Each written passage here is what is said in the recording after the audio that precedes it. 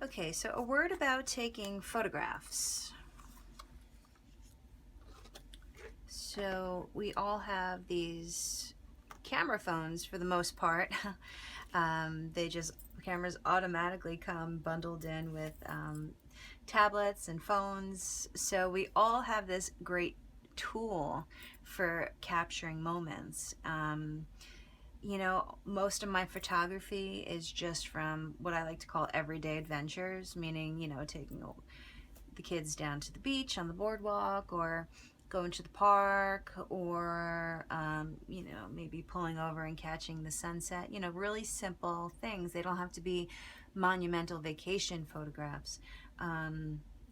They could just be from your everyday. And so just a couple of tips when photographing is, you want to look for what your subject is. What is it that you're seeing that's inspiring you? And featuring that on your photograph. So we've got so many seagulls down by me that are completely unfazed by humans, so they're more than happy to have their photographs taken most times. So you can get them pretty close. So animals are fun, especially when you can really get in there and you can see the detail of their personalities. Beach findings. So, you could, or park findings or forest findings, whatever it is, wherever you are in the city, taking your little collections of interesting objects that maybe you find along the streets or along the shore and photographing them on top of a surface that has its own character as well. So this is on top of an old washed out bench where you can see the wood grain here is pretty weathered. And these are all different little pieces of wood, of beach glass shells and ceramics and little seed pod. And then of course just the horizon, a beautiful sky. These are all things that you can capture, and then they're perfect for things like your art journal or collage work, or even being featured alone as is.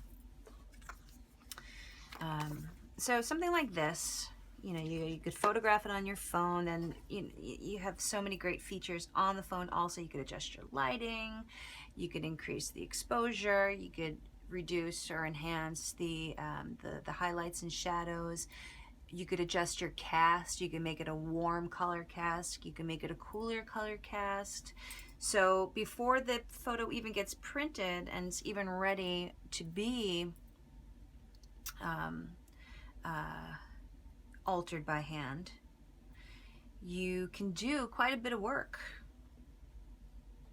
with your little phone or your computer, depending on how much how savvy you are and how much you want to put into it beforehand. So for this one here, I'm gonna enhance this a bit, and I'm gonna paint this background. I'm gonna use that acrylic paint in the back here.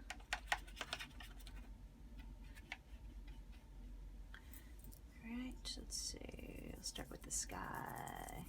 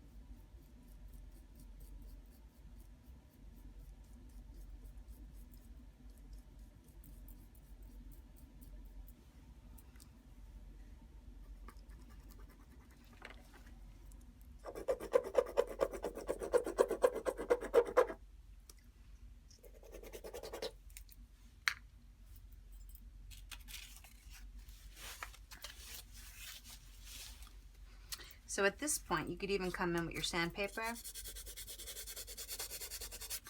and sand onto whatever it is that you've added.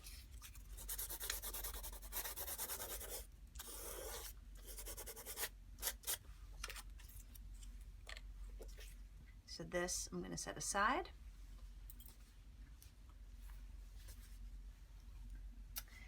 Then you could always use the concentrated watercolors for your backgrounds too. And what that does is it creates a nice full color cast. Like, let me get my example here. So this one here has the red watercolor cast here. Just like so. Spritz that with bleach, which I'll show you in a moment. So let's get a photo to create a color field on. Now the liquid watercolors, what you'll see is because they're fluid, they suck right into the emulsion of the traditional photographs. They get right in there, rather than sitting on top of the surface the way that the watercolor cakes might, or watercolor crayons. So if you just want like an all over color cast, liquid watercolors are fun. Let's see here. This is the kiosk paper, and you can see that it doesn't absorb the same way. You can get it to stay on if you apply it and then let it dry, but basically it's not going through, it's not penetrating that top surface the way that it does on the other paper. So you can see here I put it on and it gets sucked right through the emulsion, whereas this I can literally just wipe it off. This one, if I wipe that, it's not going anywhere. You can see. This one, if I wipe it, it comes literally right off. So these here are good for the acrylics. So you could set these aside for your acrylics. Your older photographs are the ones that you're able to get done on your photo. On the traditional photo paper are great for liquid watercolors. Put that guy aside. And now let's say you've come to a point where maybe you're feeling like you've done something that you're not so happy with. So say this one here, not so interesting. You've kind of come along, you've played, you're still not loving it. We'll take these two as examples. Now this one here, what you could see in the background is I put, before sanding, what you're going to do is you're going to put something underneath your photo while it's wet, and then you'll sand.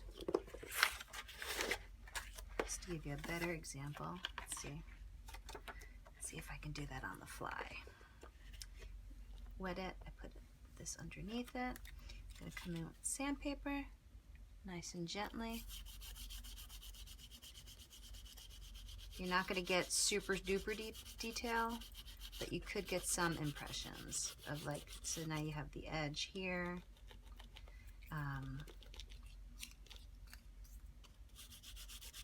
one that those little photos are going to pop through. This might not be a wow moment. Yeah, not much of a wow moment. But this is the that ribbon that's created from sequin waste. I always forget the name of it. I'll figure it out and I'll put it in the class notes. That's what that is. So putting that beneath your photograph, or even a key, other objects that are a little more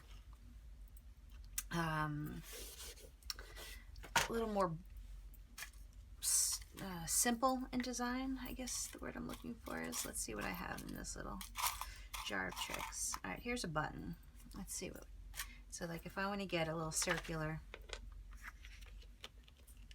impression, I can, with that button underneath it, create. It's almost like a rubbing, but you're using sandpaper. You know, the photo paper is pretty thick, so there's only so much detail you're gonna get, but that's another option, just to explain what was happening in that top area up there. All right, so you've been playing around and maybe you have a couple of photos that you just don't love. That's fine. It's completely fine. It doesn't have to, every photo does not have to be a masterpiece or a standalone piece of art. What that's going to then allow you to do is to continue to experiment. So all I'm going to do here is I'm going to spritz this little fella with some of the bleach. So that's going on top of the watercolor that I've added and through the sanding, just to see what I'm going to get. Working completely spontaneously right now. I have no idea what's going to happen. Let's get something to rinse this off with. Paintbrush.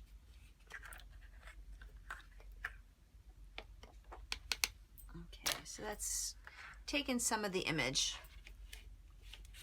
over here. Let me get a better spot for the angle for you to see.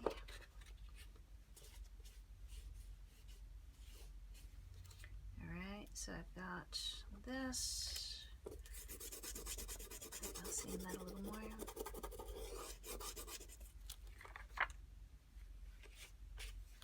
Wipe that off, and I'll set that aside. Again, this is still not a masterpiece. I'm just completely playing with techniques and seeing what comes along here.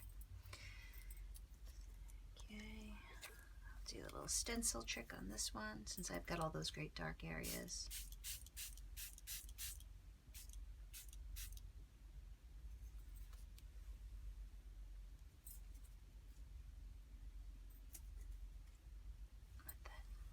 Let that cook, so to speak. Yeah, I can see that's working. Move that around.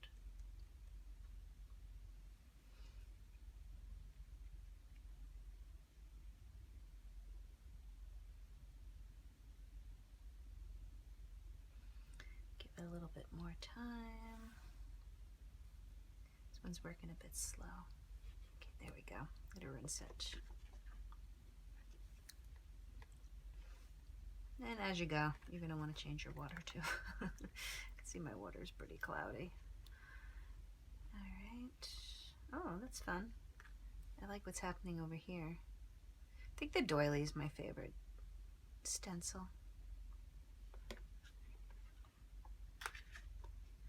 Now, because I am working with part bleach and water,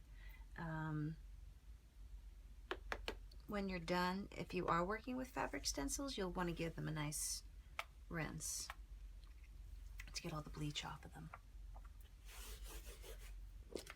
Alright, this one here, I still want to do a little something else with that. Just not feeling it. So, let's see what I'm gonna play with here. Do some,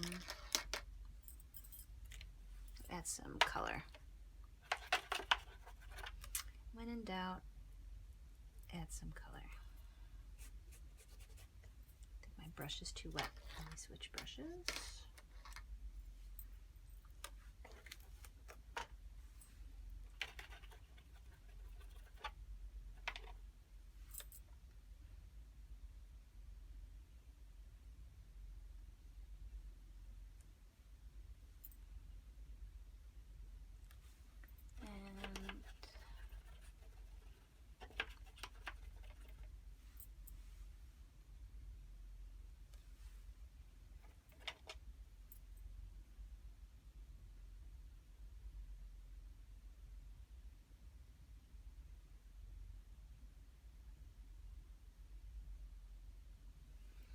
just to add some